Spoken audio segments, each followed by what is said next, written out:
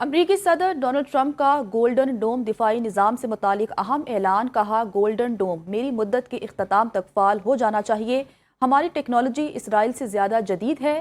غیر ملکی میڈیا کے مطابق امریکی صدر نے دفاعی بل میں گولڈن ڈوم کے لیے $25 ارب شامل کرنے کا اعلان کر دیا۔ گولڈن ڈوم کے لیے ہر چیز امریکہ میں بنائی جائے گی۔ دفاعی نظام کے کچھ حصے زمین کے گرد مدار بھی ہوں گے۔ منصوبے کی قیادت کے لیے اسپیس آپریشنز کے نائب سربراہ جنرل مائیکل کو منتخب کیا گیا ہے۔ امریکی صدر کے مطابق کینیڈا گولڈن ڈوم میزائل دفاعی نظام کا حصہ بننا چاہتا ہے۔ سعودی فرمانروا شاہ سلمان بن عبدالعزیز کی امریکی صدر کے دورے کی مثبت نتائج کی تعریف۔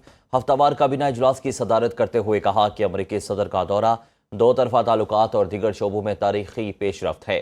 شام پر عائد پابندیاں ہٹانے سے متعلق ولی عہد کی کوششوں پر امریکی صدر کے رد عمل کی بھی تعریف کی۔ عرب میڈیا کے مطابق شاہ سلمان نے کہا، پابندیوں کے خاتمے سے شام کی تعمیر نو اور ترقی کی راہیں ہموار ہوں گی۔ اسرائیلی فلسطینیوں کی نسل کشی میں ہر حد پار کر گیا۔ غزہ میں خوراک کی بندش کو 80 روز گزر گئے۔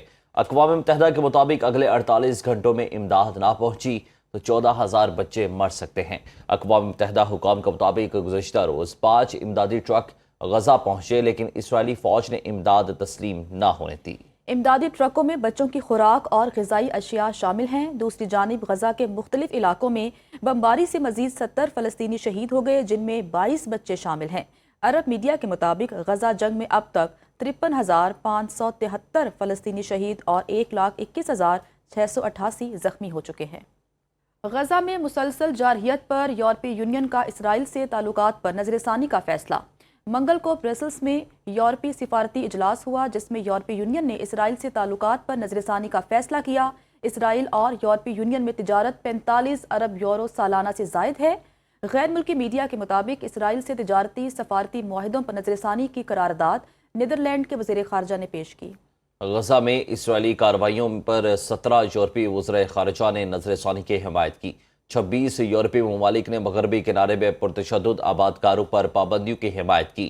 صرف ہنگری نے قرارداد کو ویٹو کیا۔ آپ کو اپڈیٹ کر رہے ہیں کہ غزہ میں مسلسل جارحیت پر یورپی یونین کا اسرائیل سے تعلقات پر نظر ثانی کا فیصلہ۔ منگل کو برسلز میں یورپی سفارتی اجلاس ہوا، جس میں یورپی یونین نے اسرائیل سے تعلقات پر نظر ثانی کا فیصلہ کیا۔ برطانیہ نے اسرائیل کے ساتھ غزہ کی جنگ پر آزاد تجارتی معاہدے کے مذاکرات کو باضابطہ طور پر روکنے کا اعلان کر دیا۔ برطانوی وزیر خارجہ کا کہنا ہے کہ نتن یاہو کی حکومت کے ساتھ نئے اپ گریڈ شدہ FTA پر بات چیت کو آگے بڑھانا ممکن نہیں، جو مغربی کنارے اور غزہ میں جارحیت کر رہا ہے۔ برطانیہ آباد کار تنظیموں اور کارکنوں پر پابندیوں کا اعلان کر چکا ہے۔ اس سے قبل وزیر اعظم کیئر سٹارمر، فرانسیسی اور کینیڈین رہنماؤں نے غزہ میں اسرائیل کے اقدامات کی وجہ سے اس پر پابندیوں کی دھمکی دی تھی۔ برطانوی وزیر برائے مشرق وسطیٰ نے بھی غزہ میں فوجی آپریشن میں توسیع پر برطانیہ میں اسرائیلی سفیر کو طلب کیا ہے۔ اسرائیل ایرانی جوہری تنصیبات پر حملے کی تیاری کر رہا ہے۔ امریکی اخبار CNN کا دعویٰ حکومتی حکام کے حوالے سے بتایا کہ امریکہ کو انٹیلیجنس اطلاعات موصول ہوئی ہیں، جن کے مطابق اسرائیل ایران پر حملے کی تیاری کر رہا ہے۔ البتہ یہ واضح نہیں کہ اسرائیلی رہنماؤں نے حتمی فیصلہ کیا یا نہیں۔ میڈیا رپورٹ کے مطابق حالیہ چند مہینوں میں ایرانی جوہری تنصیبات پر اسرائیلی حملے کے امکانات مزید بڑھ گئے ہیں۔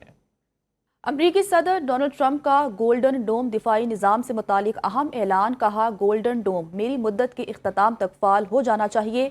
ہماری ٹیکنالوجی اسرائیل سے زیادہ جدید ہے۔ غیر ملکی میڈیا کے مطابق امریکی صدر نے دفاعی بل میں گولڈن ڈوم کے لیے $25 ارب شامل کرنے کا اعلان کر دیا۔ گولڈن ڈوم کے لیے ہر چیز امریکہ میں بنائی جائے گی۔ دفاعی نظام کے کچھ حصے زمین کے گرد مدار بھی ہوں گے۔ منصوبے کی قیادت کے لیے اسپیس آپریشنز کے نائب سربراہ جنرل مائیکل کو منتخب کیا گیا ہے۔ امریکی صدر کے مطابق کینیڈا گولڈن ڈوم میزائل دفاعی نظام کا حصہ بننا چاہتا ہے۔